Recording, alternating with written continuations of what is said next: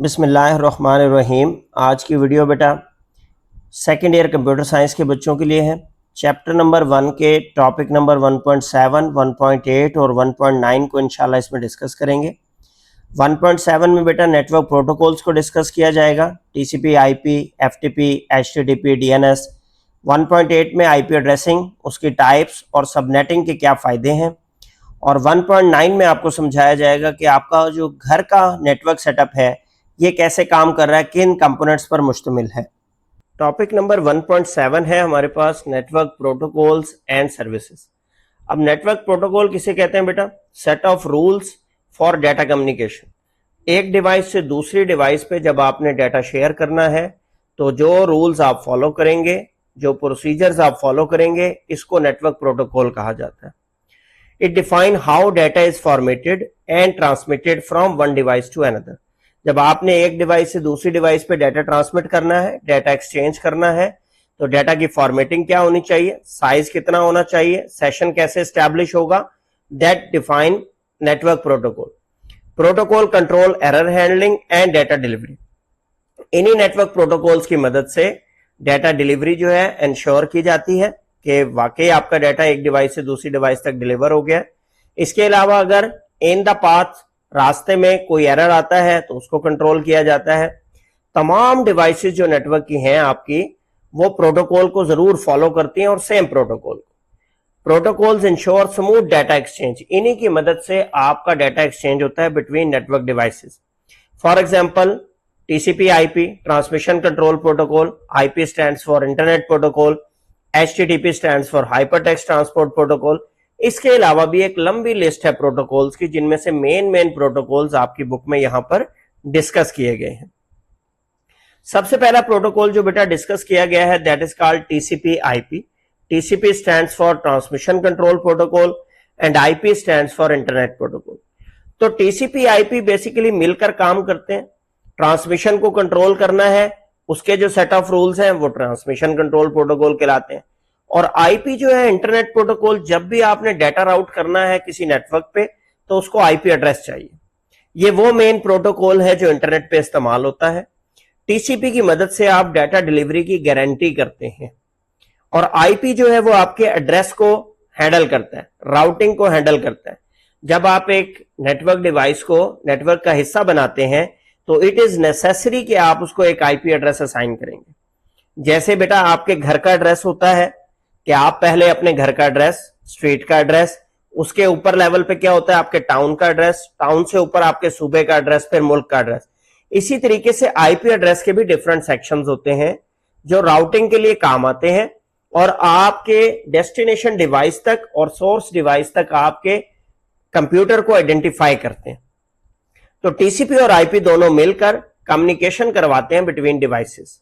ये दोनों प्रोटोकॉल्स मिलकर काम करते हैं। आईपी जो है वो बेटा लेयर 3 का प्रोटोकॉल है, नेटवर्क लेयर पे काम करता है, जबकि टीसीपी जो है वो लेयर 4 का प्रोटोकॉल है जो कि ट्रांसपोर्ट लेयर पे काम करता है। तमाम के तमाम नेटवर्क्स टीसीपी आईपी प्रोटोकॉल को ऑलमोस्ट इस्तेमाल करते हैं। नेक्स्ट प्रोटोकॉल जो डिस्कस किया गया है that is called HTTP, hyper text transport protocol या ट्रांसफर प्रोटोकॉल। एचटीटीपी बेटा इस्तेमाल होता है वेब पेजेस की ट्रैफिक को ट्रांसफर करने के लिए। जब आप अपने वेब ब्राउजर पे किसी वेबसाइट का एड्रेस लिखते हैं वेबसाइट ओपन करने के लिए, फॉर एग्जांपल google.com, तो आपके मशीन से रिक्वेस्ट जाती है वेब सर्वर के पास। इस मशीन से वेब सर्वर तक एड्रेस आपकी जो रिक्वेस्ट है उसको लेके जाने के लिए और वापस जवाब लाने के लिए आपको जिस प्रोटोकॉल की जरूरत है दैट इज कॉल्ड एचटीटीपी। तो बेसिकली एचटीटीपी जो है वेब ब्राउजर पे काम करता है और डाटा एक्सचेंज करवाता है बिटवीन योर वेब ब्राउजर, मतलब क्लाइंट की मशीन से, बिटवीन द वेब सर्वर। तो वेब सर्वर से वेब ब्राउजर तक डाटा जो ट्रांसफर होता है according to the HTTP protocol. इसका एक सिक्योर वर्जन मौजूद है मार्केट में जिसको एचटीटीपीएस कहते हैं, एस फॉर सिक्योर। इसमें इंक्रिप्शन इस्तेमाल की जाती है, इसलिए इसको हम कह देते हैं HTTPS. HTTPS use encryption to protect data transmitted between a web browser and a web server। तो वेब ब्राउजर आपका क्लाइंट है बेटा और वेब सर्वर आपका वेब सर्वर है जहां वेबसाइट का डाटा पड़ा हुआ है। इनके दरमियान सिक्योर इंक्रिप्टेड डाटा ट्रांसफर करने के लिए जो प्रोटोकॉल इस्तेमाल किया जाता है वो HTTPS है। इसमें जो इंक्रिप्शन के प्रोटोकॉल इस्तेमाल किए जाते हैं सिक्योरिटी के लिए वो SSL और TLS कॉमन प्रोटोकॉल्स है। SSL से बनता है बेटा secure socket layer, which ensure that sensitive information, जैसा कि आपके पासवर्ड्स हैं, आपकी पर्सनल डिटेल्स हैं, आपकी पेमेंट की ट्रांजैक्शन की डिटेल्स हैं, तो ये अगर इंटरसेप्ट की जाए बाय द अटैकर तो वो इसको डिक्रिप्ट ना कर सके, इसलिए SSL प्रोटोकॉल इस्तेमाल किया जाता है for security purpose. Next protocol है बेटा FTP, file transfer protocol. FTP से बनता है बेटा फाइल ट्रांसफर प्रोटोकॉल। जब आप अपलोड करते हैं अपनी फाइल्स को किसी सर्वर पे या डाउनलोड करते हैं फाइल्स को सर्वर से, तो आप FTP प्रोटोकॉल का इस्तेमाल करते हैं। FTP प्रोटोकॉल की मदद से आप बिटवीन डिफरेंट कंप्यूटर्स अपनी फाइल्स को शेयर कर सकते हैं। ये कॉमनली वेब डेवलपर्स जो है वो इस्तेमाल करते हैं। क्यों इस्तेमाल करते हैं? जब आप होस्टिंग कंपनी से वेब होस्टिंग के लिए जगह परचेज करते हैं, अपने सर्वर पे हार्ड डिस्क का पोर्शन परचेज करते हैं, तो आपको अपनी वेबसाइट की फाइल्स को अपलोड करना होता है।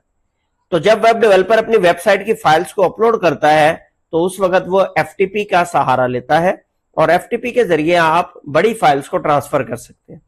FTP के सिक्योर वर्जन्स भी मार्केट में मौजूद हैं, उनको भी इस्तेमाल किया जाता है, जैसे SFTP, VSFTP के भी वर्जन्स मौजूद हैं।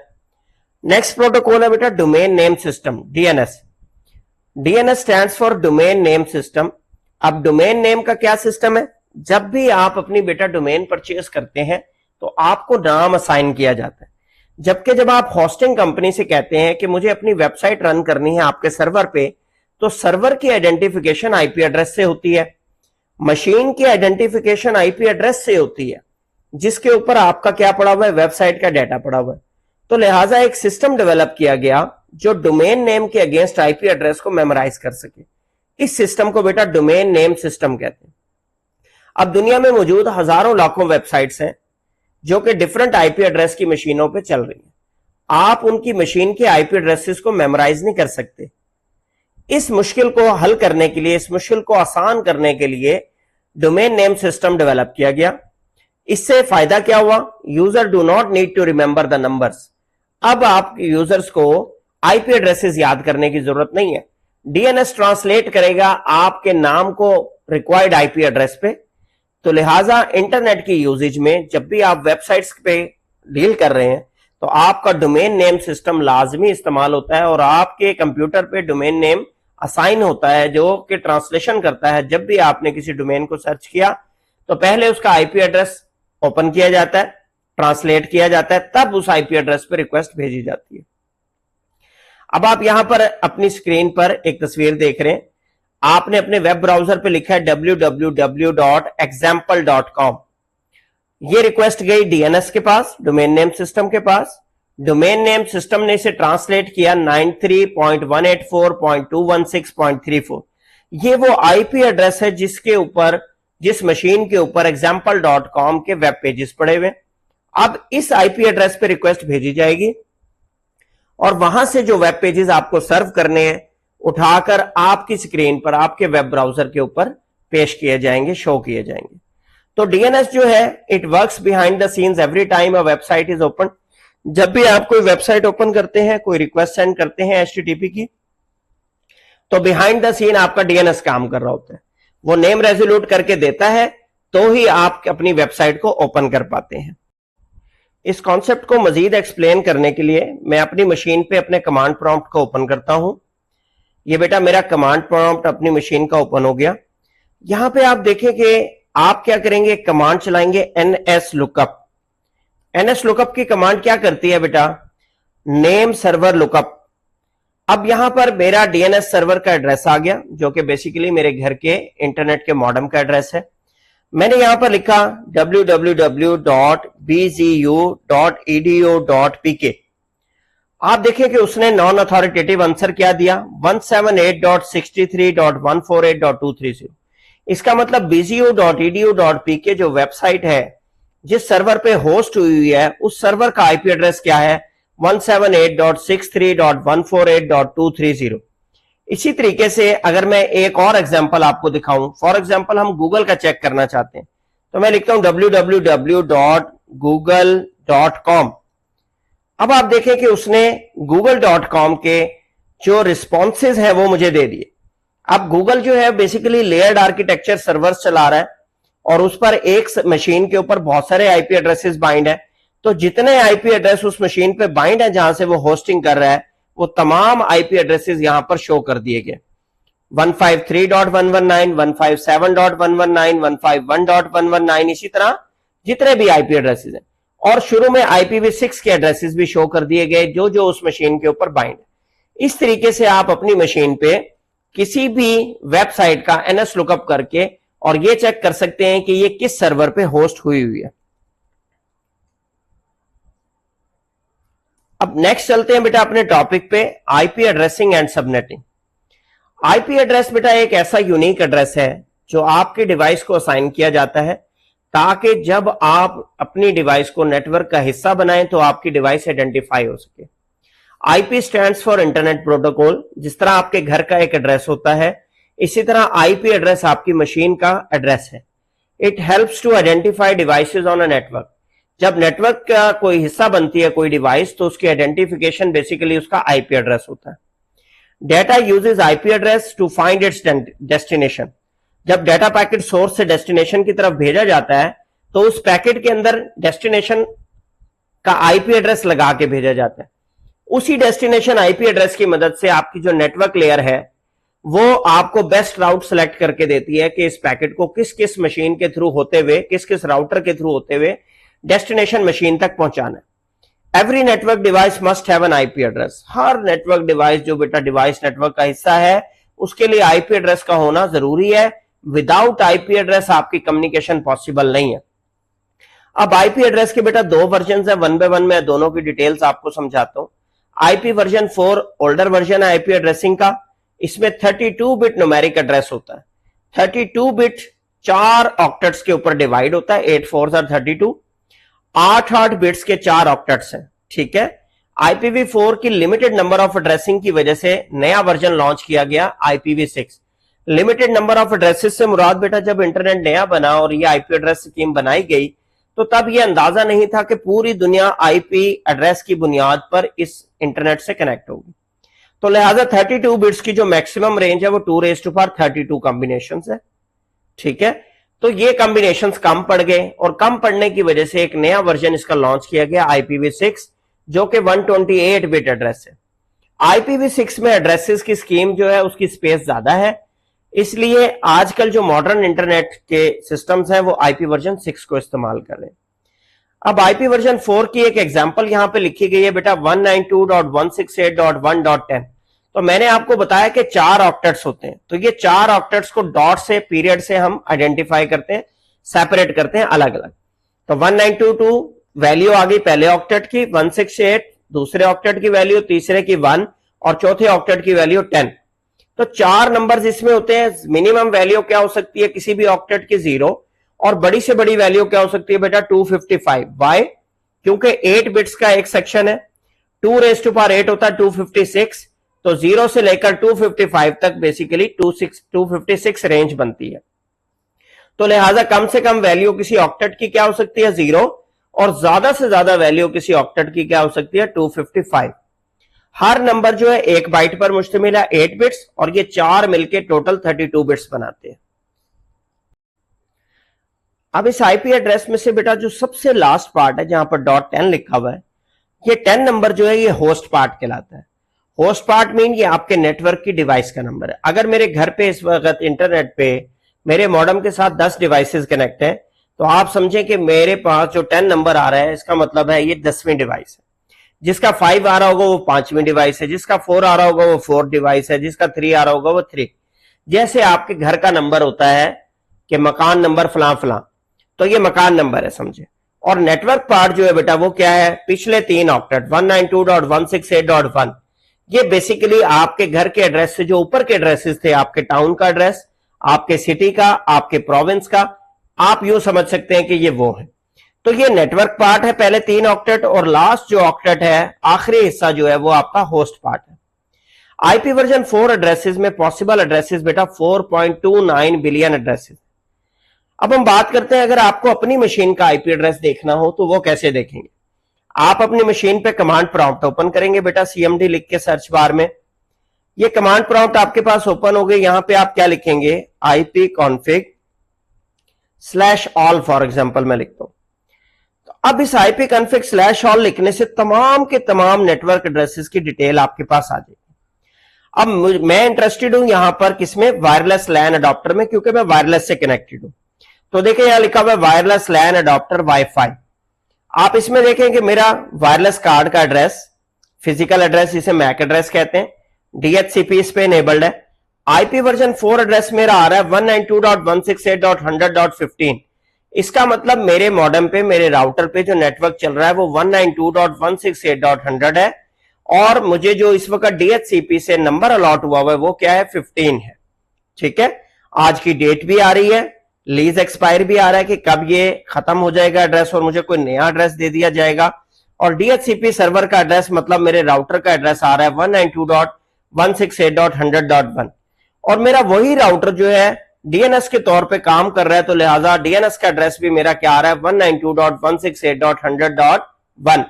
अब मेरे सिस्टम की रीचेबिलिटी होनी चाहिए कहां तक, जहां तक मेरे पास क्या मौजूद है, मेरा राउटर मौजूद है। अगर मैं उसे पिंग करके देखूं 192.168.100.1, तो आप देखेंगे कि इसका जवाब मुझे यस में मिलेगा कि वो रिप्लाई कर रहा है। तो रिप्लाई कर रहा है, इसका मतलब मेरे सिस्टम से लेकर मेरे राउटर तक की कनेक्टिविटी ओके है। अब मैं आपको अपनी मशीन पर बाइंड IP वर्जन 6 एड्रेस दिखाता हूं।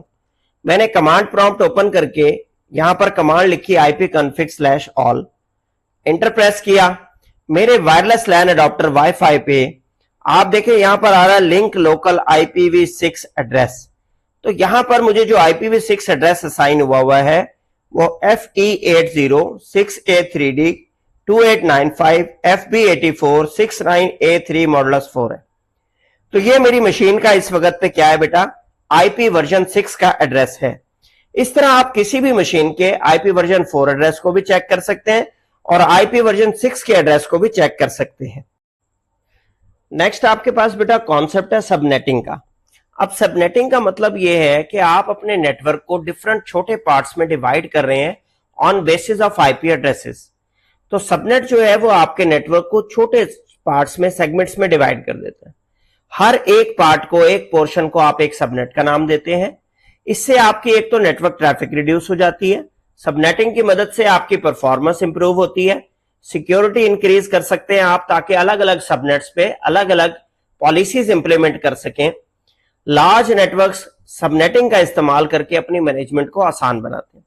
अब देखें यहां पर एक IP एड्रेस, एक नेटवर्क की रेंज है 192.168.1.0/24।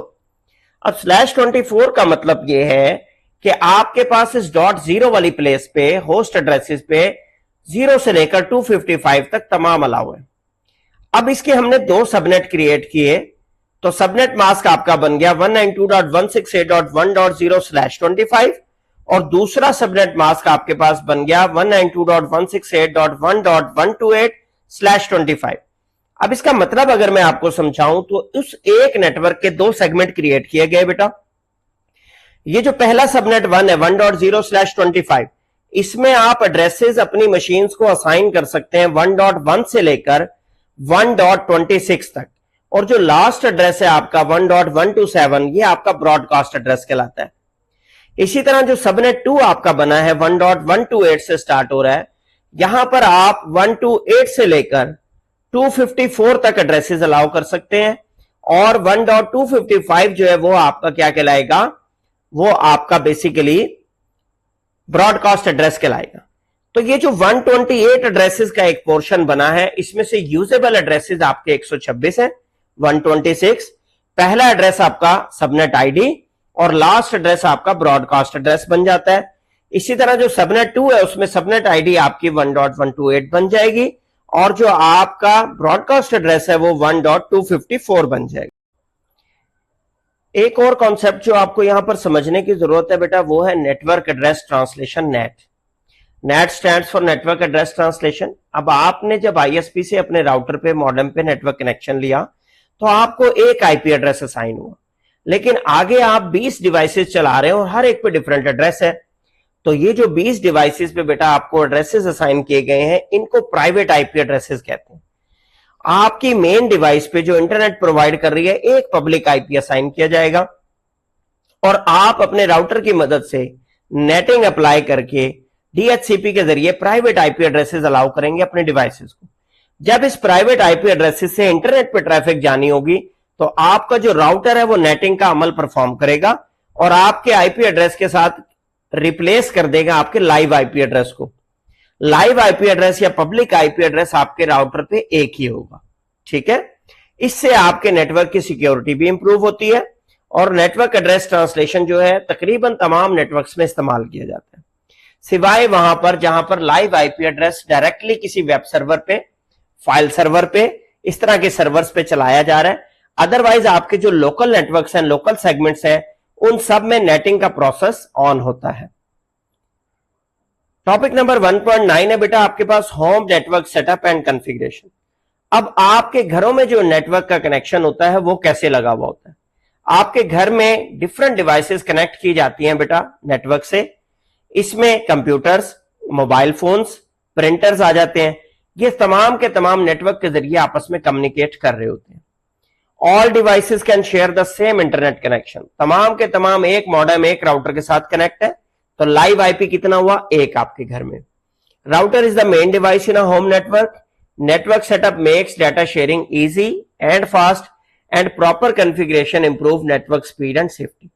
तो राउटर आपके घर में मेन डिवाइस है जिससे आपके तमाम नेटवर्क के कंपोनेंट्स अटैच होंगे, चाहे वो आपका लैपटॉप है, आपका मोबाइल फोन है, आपके घर वालों का डिफरेंट मेंबर्स का मोबाइल फोन है।